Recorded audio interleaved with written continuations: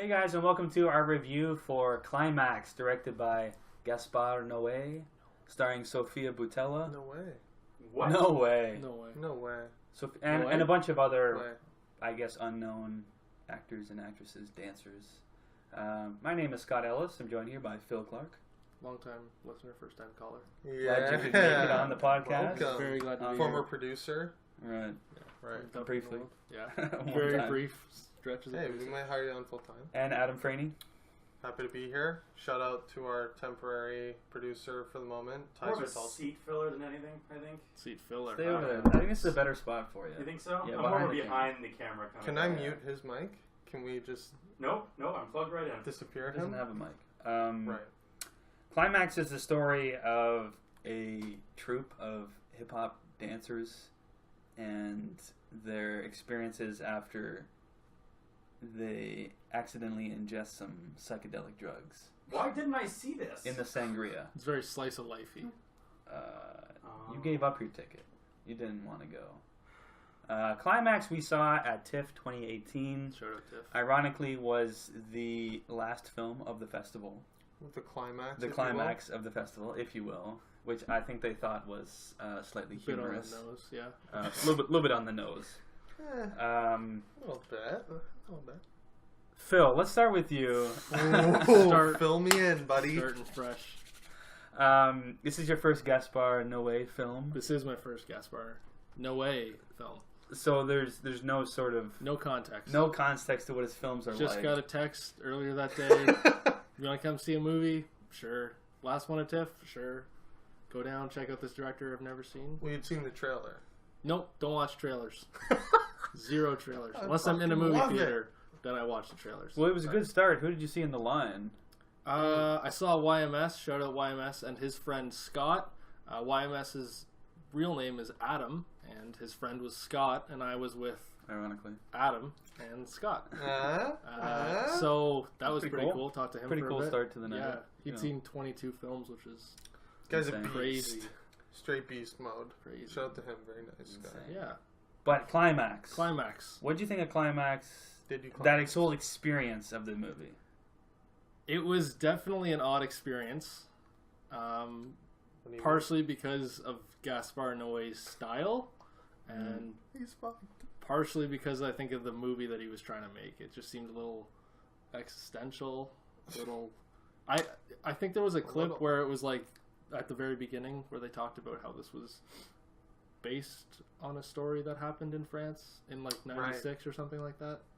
Maybe. Who knows? I think I Who saw the hell that knows? at some Gaspar point. Noé's fucking We have no idea what happened, but I liked it. I liked the lights. You liked it. I liked it. You didn't love it? You didn't hate it? I don't know if I can go. I loved it, but I liked it. It was a fun watch. It was. It was a wild watch. It was an experience. The dancing was amazing. Like literally like the first half an hour when they're just having a jam, or even the choreograph session that they do very early on was amazing. I like the interview style where they were like on the TV and we were like watching the TV of the interviews. That was pretty cool. It's like the credits fucked me up because they were like rolling early and then like flashing at us like 20 minutes in, and I'm like, how many was there? Like 3 credits? There was like 3 sets of credits. Like 3 sections. There was lots of credits. That's classic Gaspar. No way. But overall, you liked it. I liked even it. though it was a weird... There were parts I really didn't like. There were parts I really liked. And overall, I came out enjoying the time I spent with Gaspar Noé. And you guys. Oh, thanks, bud. What a sweetie. That's pretty cool. I'm gonna jump in. I just want to say... Jump in the circle. Bust a move. I love this movie. Oh! It's just so fucked. In the best way. Reminds me of Tyler Switolski. Shouts It's not a 5. It's not a 5. I'm not going to go that far. But, because I do have a couple issues with it. But I just think, it's just one of those experiences that, the whole movie I'm like, kill me! I love that. Yeah. I love that feeling of just getting, like, fucked by a movie, basically. Tension in the audience. Yeah, you could feel it. You could feel it in the theater. Yeah, it was up and down. Like, the movie starts with, like, this scene, someone's in the snow, let's say. And and then it cuts to the credits, and it's like, wait, is this the end of the movie? And then there's like, because like life, they literally birth is an experience, like live every moment or something. It pops up on like for a second, and you're like, what? And then it beats. Oh, it assaults the eyes. But just the structure of the film was, I thought, so experimental because it literally ends. Sorry, it literally starts with the end, if you will. Like it does literally. Yeah. There's the last, what would normally be the last shot of the film, and then it plays the credits. Yeah. Like the movie's done, but that's the start, and it just threw you for a loop. And then in the middle, there's another sequence of credits for some reason. But they're not like, which was just like flashes of. But they're like logos. They're not even like credits where it's like direct like choreography, like production. It was just like logo, logo. To this dirty beat, I will admit. Yeah, it just had all the logos of all the different artists that were involved in the project. It was just such a weird thing to throw in there.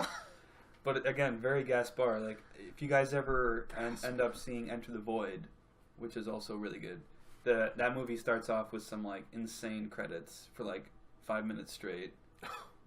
Maybe it's longer than that, but just like flashing like credits like in like bright neon lights. I'm just like, now. Yeah. I'm just like, now I know what you mean. Deal with this. No way.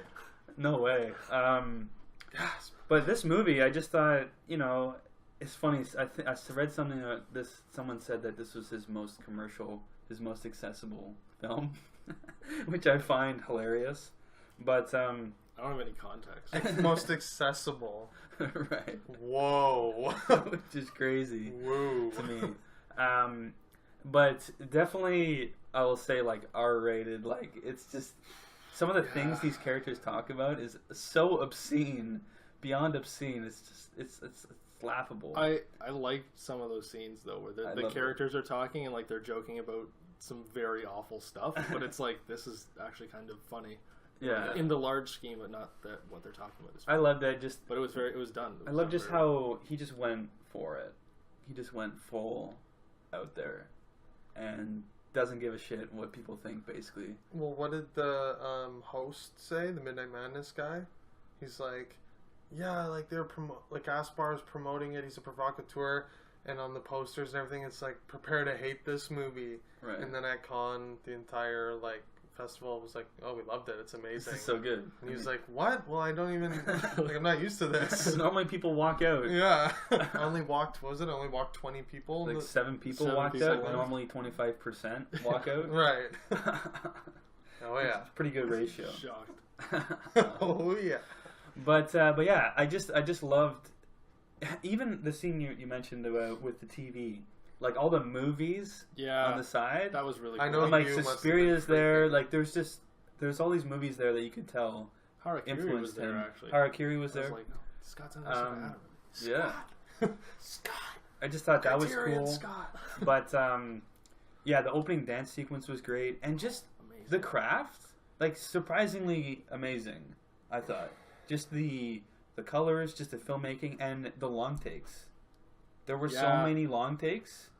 Like, there's this one sequence, like, where they do the dance, the sequence, all in one take, basically. Wasn't it, like, Birdman level? Yeah. I didn't see any cuts.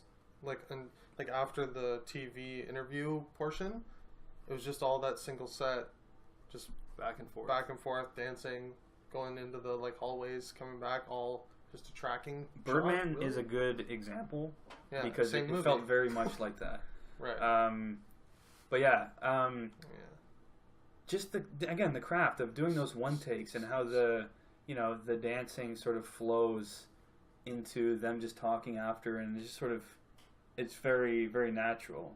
Mm-hmm. And I just thought that was fantastic.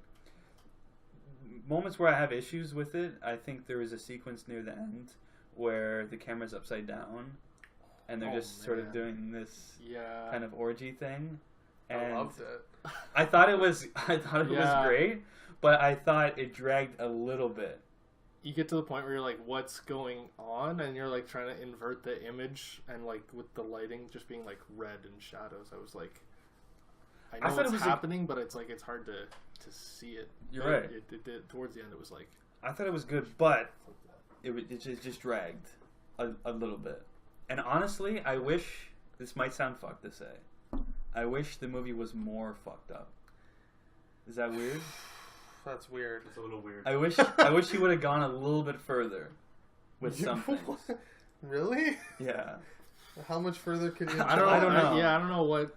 There I don't know is what else some he would've- dark shit. Like, I don't know. Maybe I wanted more carnage in the end. More devastation. The result from it. More, Like, whereas, only a couple people got really fucked fried up. But, I don't know. It seemed like the type of movie where things would completely hit the fan and just everyone would fucking just go insane. And yeah. They did. But I almost wish there was a little bit more carnage. You wish there was like more drugs they accidentally took. And Not necessarally. I think they just took went on enough this of that. giant trip. I just think more it sounds weird to say, but just the violence. I almost wish he went further with that. But yeah, overall, I loved it. I just thought it was so out there, and he just went for it. Adam, what did you think of Climax? I liked it a lot. I don't know that it's not a 5, but I liked it a lot. That's my first Gaspar No Way film. No. Way? Yeah, Cringe. it was. The cinematography was insane. I was instantly like, "Oh shit, this guy has skills." Like the Birdman-esque long take, the dance choreography was amazing. Like, I feel like it made me really like. I don't particularly care about dance, but I was super impressed. I was like, "Holy shit, these guys are like killing it." Well, fun little fact. I'm going to talk off screen for a second. Sofia Boutella is by trade a dancer. Like when she before she acted, she was a dancer. So like all the moves, like I'm gonna tie this back to Kingsman because I always have a way of doing that. But she was in Kingsman and all the stunts, all the spins and everything she did, it was all her. She danced for Madonna and everything like before she started acting. I don't know if anyone can hear you, but If you someone was can. just talking off screen there. Yeah, some idiot. No, Ty was just chiming in. Yeah, Apparently Sofia Boutella. Didn't know. Yeah, has a background. I had no idea. I feel like I knew that. Really? I probably brought it up before. Yeah. I don't think I knew that, but like she you can wasn't tell. an actress when she got Kingsman. She was like a dancer. Backup dancer. Good Kingsman tie-in though, for Ty's tie-in for the viewers. I didn't even mention the music. Fire. Fucking fire. Right up my alley. Daft Punk? Continue. A little Daft Punk in there? Yes, a little steam machine. If I you will. mean, how could you not love Track. it, dude? Loved it. It was insanely dark. It was darkly funny. Like I laughed a lot of times and felt sick for laughing. It was. I thought he went there. He brought it. I don't know. I agree with everything you guys said. Like it looked beautiful, sounded beautiful, well acted. Don't really have too many complaints other than like it wasn't like a good time to watch. I felt sick after and like it was very dark. I don't like I'm never gonna like throw it on for fun, but I mean it's gonna be a tough one to just. He did what he set out to do. It was good. I liked it a lot, and I went in clean. I hadn't seen a trailer, nothing. So I'm definitely very eager. Thank you. I'm very eager to go and seek out his filmography. Enter the Void on Netflix. Enter the Void. Yeah, gotta watch it's long, but it's like it's 3 an experience, hours. just like how this is an experience. It's again a lot of long takes and stuff like that. Right. But really cool, sort of visual style. It was like Hateful Eight, just stranded somewhere in a blizzard. Right. If they all dropped acid and danced the night away. Yeah, amazing. And maybe some kill each other. Well, let's give our ratings, and then we can talk maybe some more spoilery stuff about some certain moments. I'm gonna go heavy 4. Heavy 4. It's a heavy 4 for me. Could this be top 10 2018 for It's Scott? possible. It might sneak in. Oh shit. Phil. I'm gonna right now. I think I'm gonna watch it again, and it could go up, but right now it's 3.5 for me. Heavy 3. Heavy 3. Heavy 3. I'm going solid 4. It ain't heavy. The back isn't sore, but it's just perfectly solid 4. Decent. Very good. very good. Well, fair warning, if you haven't seen Climax, I don't know when it's coming out. That's a good question. TBA. It's released in France, but no North American release date. Honestly, it's not going to play at your local theater. It's not going to be on A24, I think, again. I'm pretty sure. Yeah. They had the North American distribution, yeah. It's not like one of those ones that's directly produced by them, if you will. It wasn't in-house. They picked it up. Yeah, they picked up the North American distribution. The goats. But yeah, check it out. Maybe it'll show up on Netflix or something. Yeah. But is Enter the Void on Netflix? Yeah. Sidetrack. But not till later, obviously, because A24 has the distribution in North America. But yeah, so fair warning, if you haven't seen it, we're going to be discussing some spoilery aspects here. So you've been warned. I'm sorry, I'm still drawn by the fact that we had a French film with Sofia Boutella, dancing, psychedelic trips, dark humor, lots of colors. And you weren't there. And I didn't see it. Yeah. You had a ticket and you gave it up. I had to work. I don't want to get into it. I got to see it. You didn't have to work. There's a noose in the back room there if you know what to do. That's dark. Yeah. Just like this movie. Yeah. And all Climax. Let's talk about Climax, though. Is there anything specifically... Phil, you had a couple scenes you really liked and scenes you didn't like. What did you... I really liked after the choreography sequence at the beginning when they broke up into the party atmosphere, and the camera's just ducking and diving and weaving, and there were some cuts because there were times where they would be talking to someone, and then it would cut to those two guys just talking about oh shit, that's right, nailing chicks, and go back and forth and talk to characters, and it seemed like there was an openness with the group, sharing different things. You could say that. I like that a lot. You sort of learn about all the characters. Yeah, you learn about their especially with that interview scene too. You're like, oh, this is what this person likes. This is kind of what they think about, and then you get that even more so with them interacting with one another while they're just trying to relax after busting their moves. And the DJ was sick, and when he drops his hair and it's this blonde curly wig, I'm digging that. Hilarious. He was really funny. I like that a lot. My big negative would be that scene where they're trying to figure out who spikes the punch. Right. Okay. And they're going around and they're like, you're not drinking. Get the fuck out of here. You're done. You're done, bud. And then they corner that woman who we find out moments before is pregnant, allegedly. Right. And they corner her on the stairs and they give her a butter knife and they make her get rid of her kid on the stairs in front of everyone. But then she gets punched. She gets punched and kicked in the stomach. Kicked quite hard, viciously. Yeah. That was the point of the movie where I was like, it just made I get that it's a movie and it's not actually happening and they're actors and it's an art piece and I understand all that, but it's still, for me, it's this is tough to watch. I don't know if this continues, if I'm going to be able to sit through all of this. Really? And that was the point for me. Guest bar. Where I was breaking point. Bars. Yeah. It's a provocateur. I don't know. You're a monster. It just got me right in this. It was this is just uncomfortable. It's twisted. It was very nasty. twisted. She starts cutting herself. Yeah, and she's just people are just standing around her fucked up, being you poisoned us, you did this, get rid of your kid. That was fucked. You're not pregnant. Yeah. Boom, just on the floor, and the other girl's yeah, it's messed up. So that for me, that was the point where I was I don't know if I'm going to sit through all of this if this keeps going down this track. But luckily, it was just kind of well, not luckily, but it was something that we come back to later when she's in the shower naked alone, just I don't know if that's even the most fucked up part. Was that her? I didn't realize it was her. I think it was. Yeah. I think that was her at the end. There was some fucked up stuff that happens, the kid. But for me, the kid was, and the mom outside the door. I mean, Tito got deep fried. But just when the rip, this kid gets a lot. You heard me. This mother brings her kid, which was a mistake. Yeah. But the kid sneaks out at one point and is drinking the LSD sangria or whatever with LSD in it. Sangria. And they're like, no, no, don't fucking drink it. And she locks the kid. She locks the kid in the electrical room so that he can just. He's safe from the other dancers who are tripping.